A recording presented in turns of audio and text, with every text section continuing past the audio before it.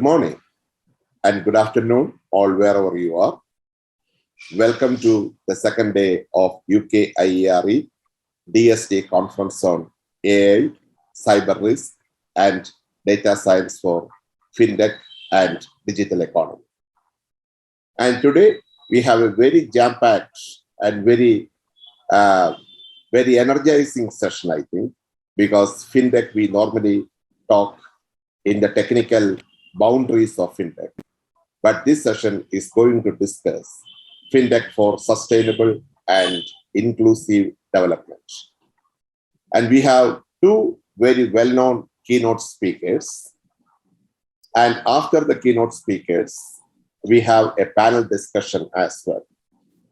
So I will introduce the keynote speakers in due course. Let me invite the first keynote speaker, Sundarrajan. Sundarrajan is co-founder and CEO of iExceed Technology Solutions. Previously, he was a senior vice president of Oracle. Sundarrajan was involved with Joseph John with the development of a first core banking Fintech IFLEX that was acquired by Oracle later on. And they developed an app for financial inclusion, later on being rolled out for the Postal Bank of India.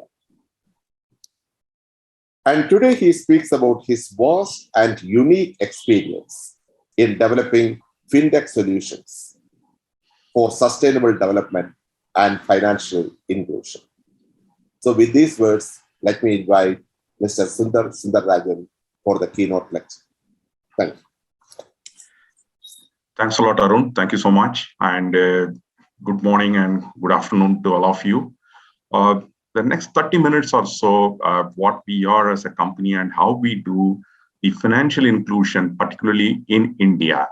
I will share that part and also happy to answer any questions any of you have, probably towards the end of the session. So let me now go over and then share the deck to you now.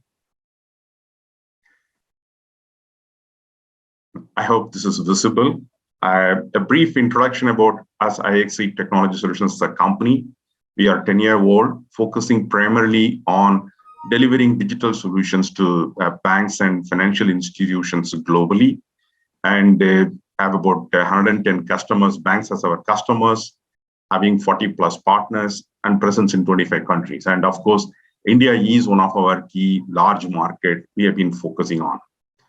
And in terms of the size and scale, and particularly after the pandemic, month of September, we have processed on our platform across through all these banks, 700 million transactions worth of $5 billion plus, and the 6 months period of April to September, and we have processed 3.7 billion transactions worth of $20 billion value.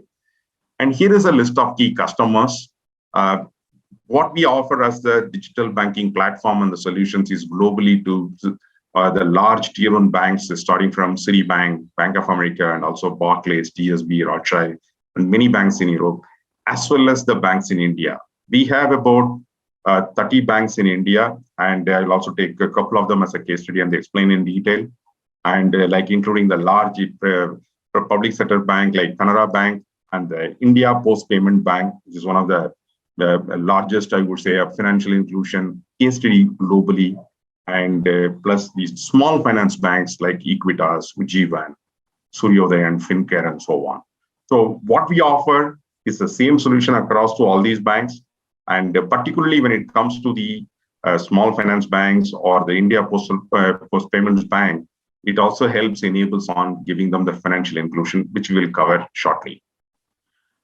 This is overall our offering in terms of the digital banking platform, what we see at the bottom, and then the solutions built using the platform, like customer onboarding, consumer banking, digital branch banking, agency banking, corporate banking, and so on. We offer them to our bank customers, which are banks, which they in turn give it to their end users, the end consumers, end customers. So with that, I will now move on to the digital journey with what we have done with India Post Payment Bank.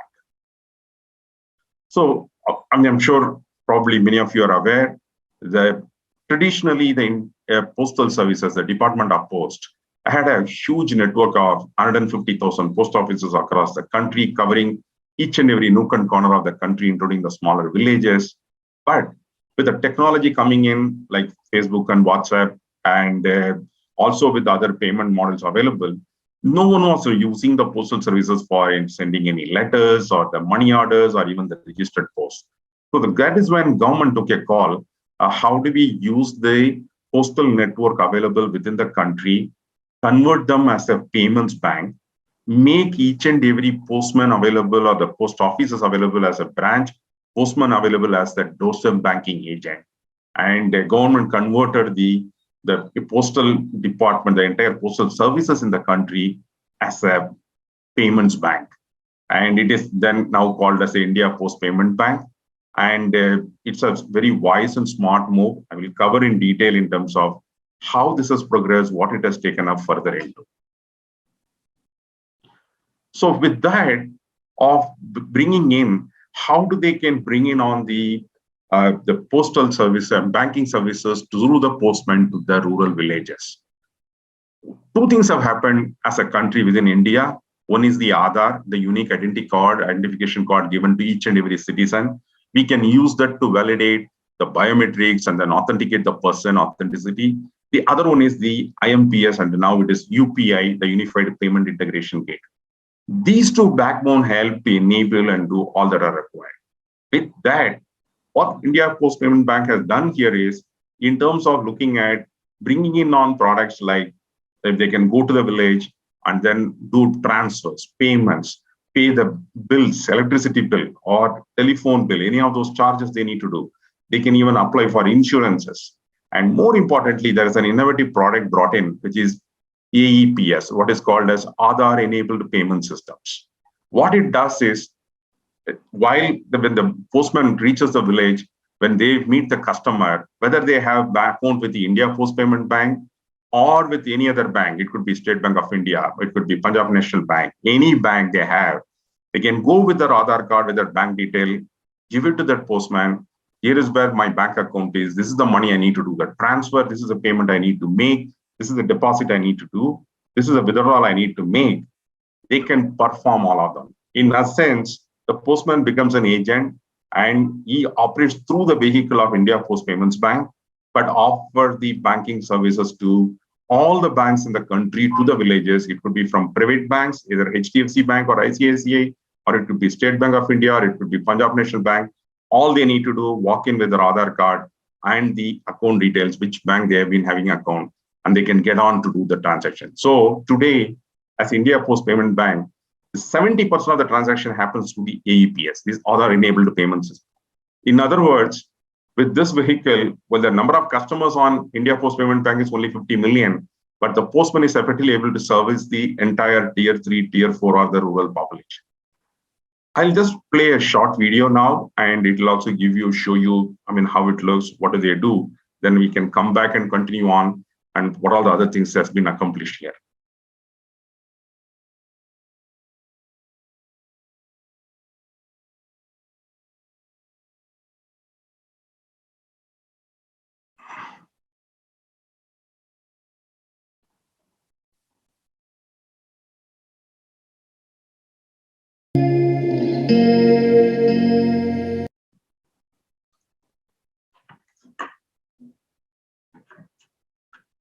Instruments, and that is really making the difference at the last mile.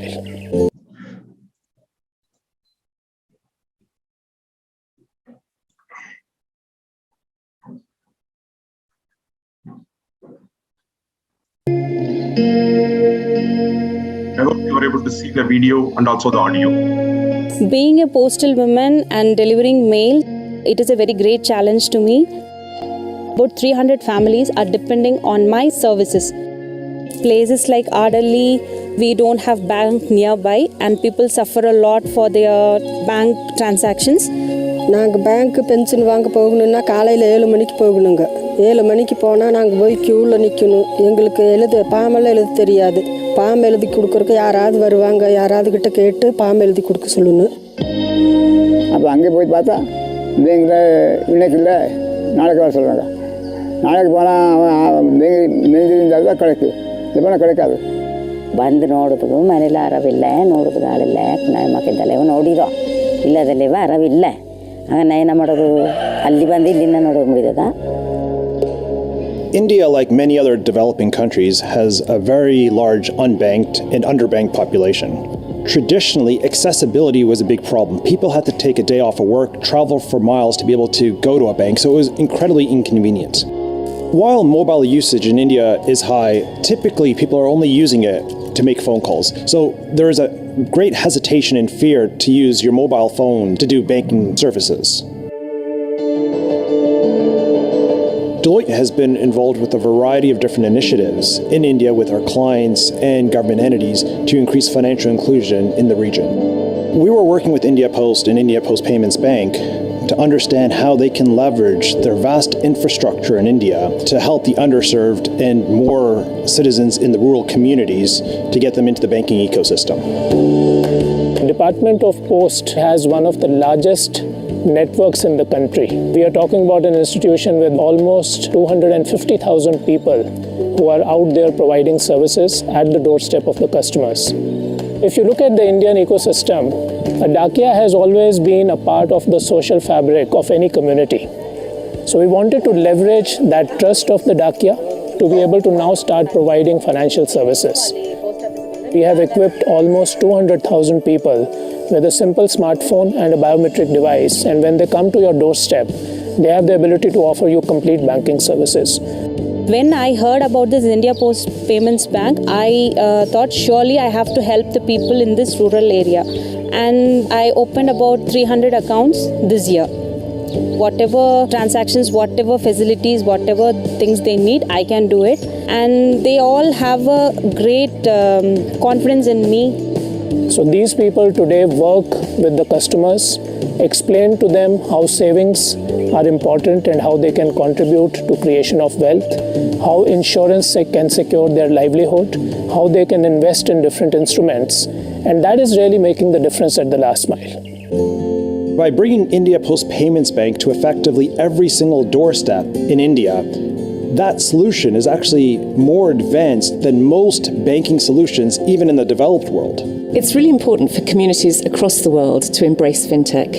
Fintech isn't just a financial services product or a bank account. It's actually helping them understand how to use them, how to budget, how to make financial services support their lives and ambitions. இப்போ வந்து இந்த post office இங்கே வந்தனால இப்போ நான் வந்து எங்கள் பையன் எதிர்பார்க்கறதில்ல, இப்போ என்னோட உதவி நானே எல்லாமே பண்ணிக்கிறேன். நான் இந்த போஸ்ட் ஆஃபீஸில் நாங்கள் ஓப்பன் பண்ணினதுனால இங்கே நான் உழைக்கிற காசில் எங்கள் குழந்தைகளெல்லாம் நல்லா கவனிச்சிருக்கிறேன். அதுகளுக்கு நல்லா படிப்பு செலவுக்கு நல்லா செலவு செய்கிறோம். எங்களுக்கு காசு 10 ரூபா மீதி இருக்குதுங்க. இனிமேல் நாங்கள் போனால் போஸ்ட் ஆஃபீஸில் எடுத்துடலாம். நம்ம நம்பிக்கை நம்ம இருக்குது இல்லையா? அதனால் ನಮಗೆ ಹಿಂಗೆ ನಮ್ಮ ಸಾವಿರಿ ತನ್ನ ಟೋಟು ಹೋಗೋದಿಲ್ಲದೆ ನಾ ತನ್ನ ನೋಡ್ಕೊಳ್ಪದಕ್ಕೆ ಪೋಸ್ಟ್ ಆಫೀಸ್ ಬಂದಲ್ಲಿ ನಾವು ಉಳಿತು. At Deloitte, we see the vision for fintech to be one that is an enabler to really change the world, to address underserved, unbanked markets, to bring people into the financial services system, which of course is the way to drive economic growth across the world. With India Post Payments Bank, we've been able to touch a lot of lives. The rural banking infrastructure has gone up by almost 2.5 times in the country. That is the sort of access we are talking about. Giving bank facilities to them at their doorstep makes me very, very satisfied and fulfilled, and I'm very proud of it.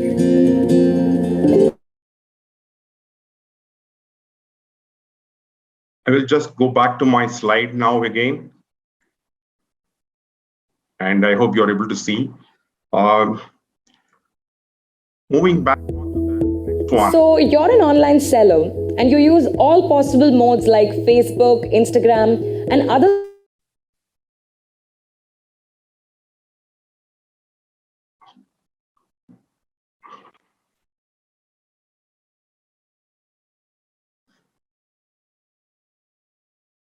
Sorry for the interruption. Just bringing back. Yeah. Are you able to see my slide again now? Okay. So the approach followed here is threefold. One is on the doorstep banking, what you've seen now. This is being effectively able to reach throughout the country through the postman across the tier 3, tier 4 towns as well as the small villages. The other one is the mobile banking we have given now. And using that app, the consumers can directly do transactions, do initiate any of them like any other mobile banking. And the third one is the branch banking, where the post office network available within the country, they can also go to the branches and then do transactions. So all three approaches are being used essentially in terms of taking the banking services to the unbanked and also enabling them or being part of the financial inclusion. So this is launched in 2017, and now they have about 50 million customers done, about 20 million of them actively using the mobile phones, and more than 20 million transactions per day. And it's being essentially served by the doorstep banking by 300,000 postmen. And what is really fascinating here is it just increased the financial inclusion and covering here at scale in terms of what has not been expected till date. And that has suddenly increased. The government taking all the direct benefit transfers to the individuals, either it is due to COVID or any other benefit someone need to give. All of those benefits have been directed only through these accounts. The rural population has been told to go open an account. The money will come into that account, and that is what they need to use. So that has certainly increased in terms of, one, the benefit transfer reaching the ultimate beneficiary without any middleman involved in the chain. They get to see it in their account. They can start using it for their own need. And beyond all, it brought in on the whole lot of banking services to them. What they do, probably some of them not even used, when they need to be part of the formal ecosystem and are being included in the financial inclusion part, they started believing, they started looking at it, doing a payment, transfer, paying bills, and then access to the loan. They started seeing them all. And beyond all, it has also given access to the larger market, which I will cover in the subsequent slides as we move along. The next initiative that happened here is, it's again about 5 years back, government has given the 10 large microfinance institutions the small finance bank license. The only difference between the normal bank and the small finance bank is the loan size may not be more than certain amount, the deposits, and the small ticket items, essentially to enable the bottom of the pyramid, the customers at the lower end of the one, to get the banking services and so on. So what government did, there are thousands of microfinance institutions, the MFIs in the country, picked the top 10 of them and given them the small finance bank license. So they have been already having, like Bandhan is today having about 20 million customers, Equitas is having 4 million customers, Ujjivan is having 5 million customers. Adding together them all, that's roughly about this 10 small finance bank is having about 50 million customers. What they used to take the small time loan, either it is a group loan, group lending, they now started being part of the bank, started getting the complete access to the whole banking ecosystem. So what they started as the small lending, small loan to these farmers has become now a banking services, wider access to the two.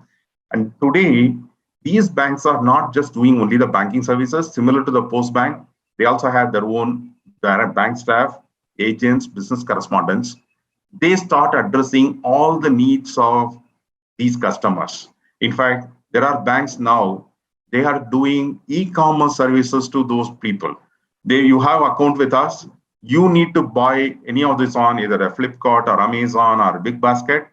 We will enable you, get you buy, and then take money from your account. And also they take care of the last mile delivery. So what it suddenly opened up is the huge market.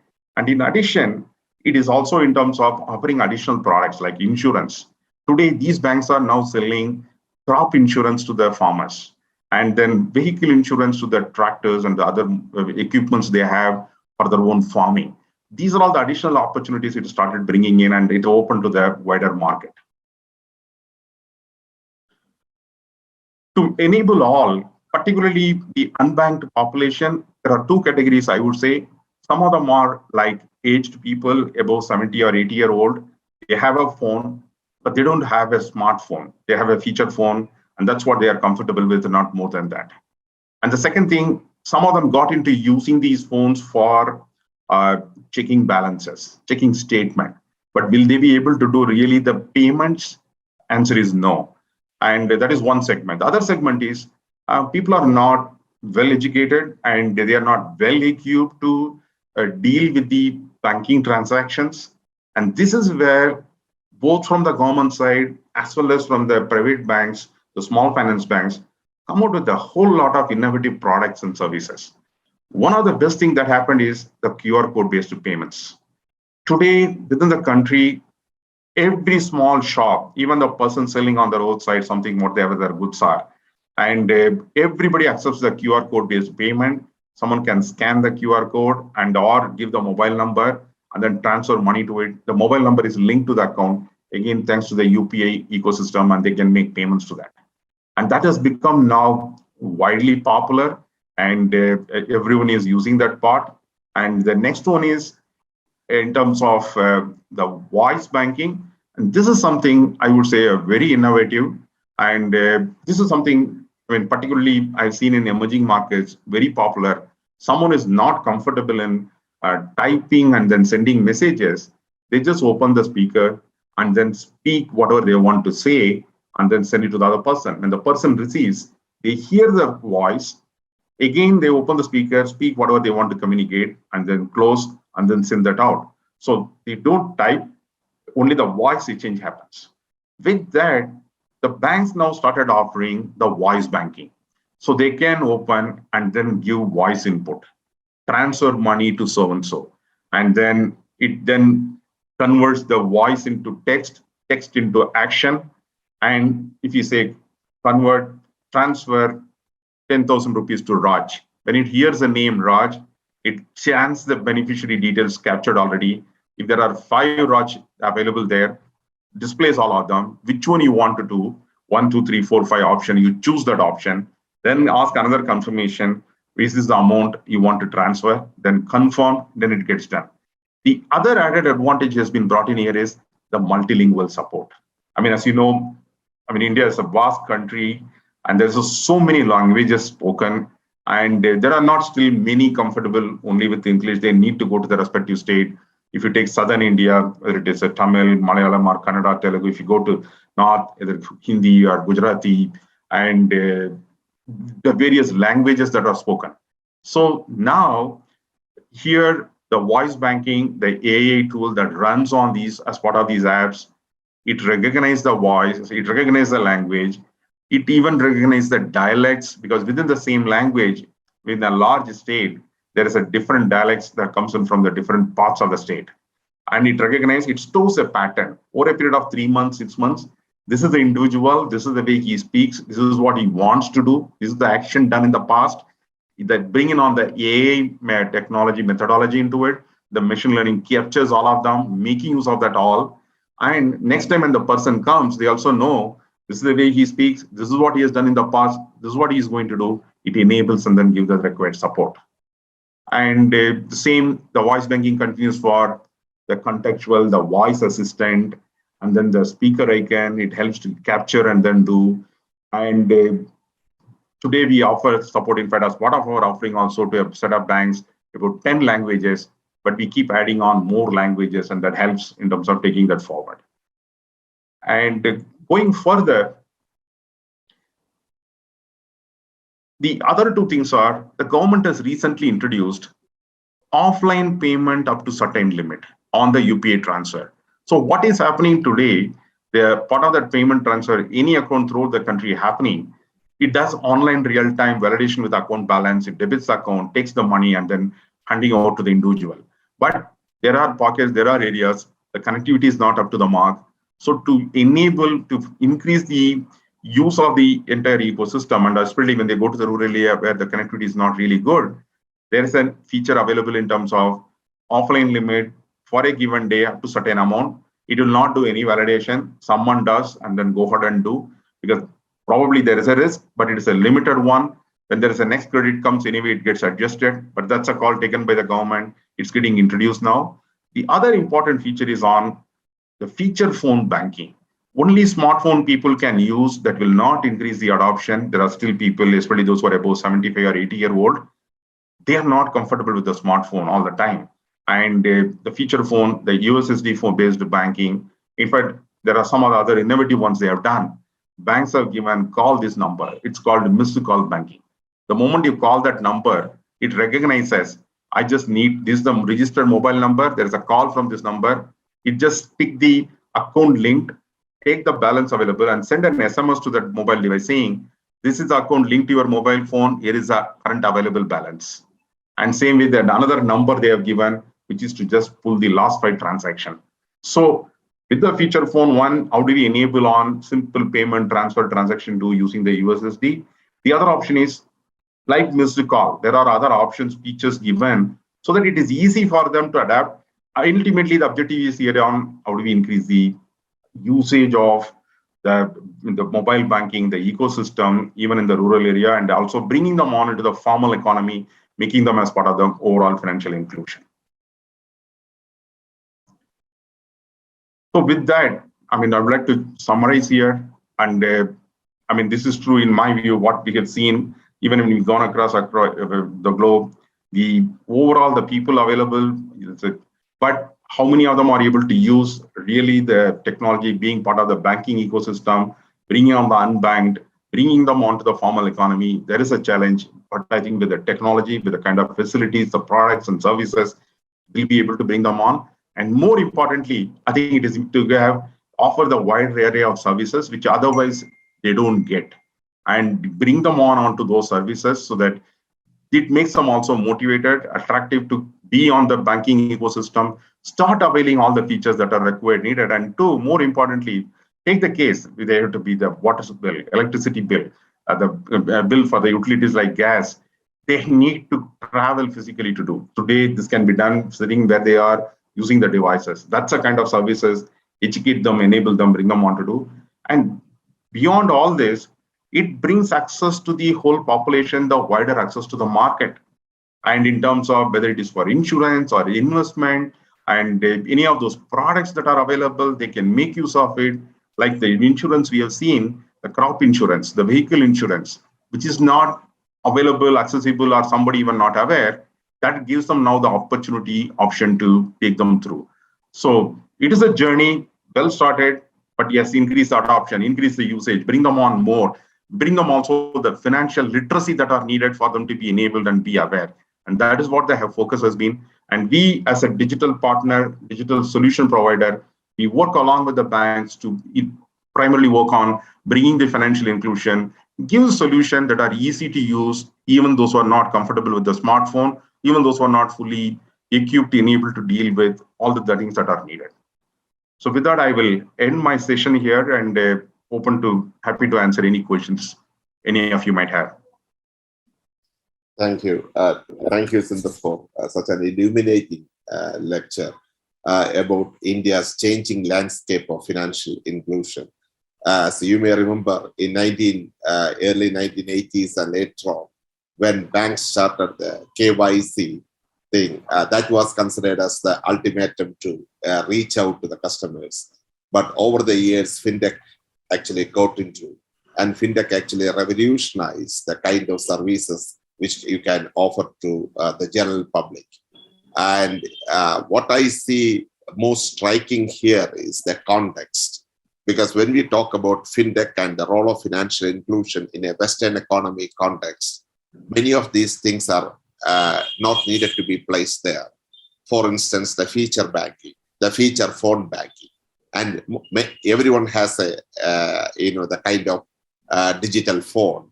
And then the kind of feature phone issue, which you highlighted, which is very valid in the context of emerging economies like India, is not placed there. But Fintech actually looked into that particular issue and provided a solution to that pertinent problem, because about 500 million customers in countries like India who are still using these kind of phones. So in a way, the context actually challenge Fintech to produce some kind of new solutions. And that actually opens the horizons of Fintech in terms of addressing the issues of financial inclusion.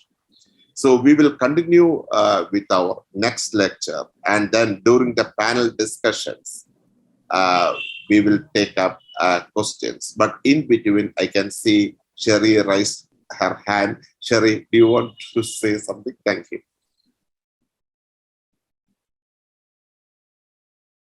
Sherry, yes, please. So, Sundar, that was very interesting. That was a great tour de force of what your company does. Of course, as Thangam says, in view of time, I'll leave my questions because I need more details about the apps that you have created. You mentioned machine learning and so on. Do you take out patents? Are they using existing technology or you've developed new technology? And of course, the point that we discussed when I met you about the Indian Postal Bank is not yet in the black. As you know, there are problems with regard to financial inclusion. There is a cost involved, and you said there are. We haven't yet covered the cost, and that is a point of interest to us because I think Thangam and we have a paper on financial inclusion at what cost. Because there is a deficit involved in spreading last mile services to the poor. So we would like to examine that in great detail when we come to the round table. Thank you. Thank you. Thank you, Sherry. I think I just want to support that particular point because when I met Sundar a couple of days back also, what I saw was he is some kind of a passionate innovator in terms of he truly believes in the spirit of fintech in transforming the society.